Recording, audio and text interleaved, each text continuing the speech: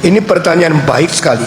Dan saya pada waktu umur 17, saya menganggap saya mungkin sudah menghujat Roh Kudus, sehingga saya kecewa sekali.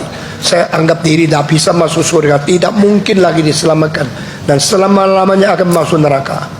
Saya 9 bulan di dalam lembah bayang-bayang maut seperti ini, sampai satu hari saya baca satu tafsiran dari seorang pendeta tua sekali, namanya Wilson Wong. Dia mengatakan yang merasa diri hujat Roh Kudus dan ketakutan tidak bisa diselamatkan, orang ini belum menghujat Roh Kudus. Wah, saya dapat pengharapan. Kalau gini saya belum menghujat. Lalu saya terus membaca penjelasan. Lalu ada satu kalimat mengatakan, orang yang hujat Roh Kudus, maka tidak mungkin lagi dia ditegur oleh Roh Kudus kalau dia berbuat dosa.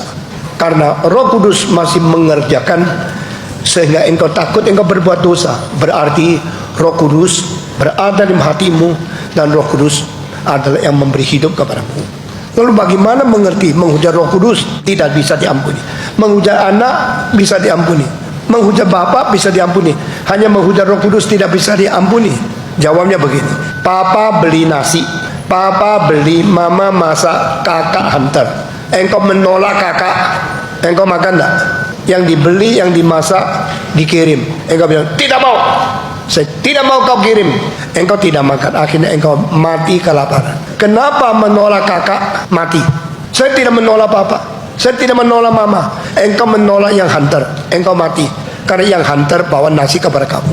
Bapak mempersiapkan keselamatan, anak menjadikan menggenapi keselamatan, Roh Kudus melaksanakan keselamatan. Engkau menolak Roh Kudus, engkau tidak diselamatkan. Karena apa? Roh Kudus pelaksana. Maka Ibrani pasal 10 ayat 29, jangan engkau menghujat dan menolak roh yang menjadi sumber anugerah keselamatan.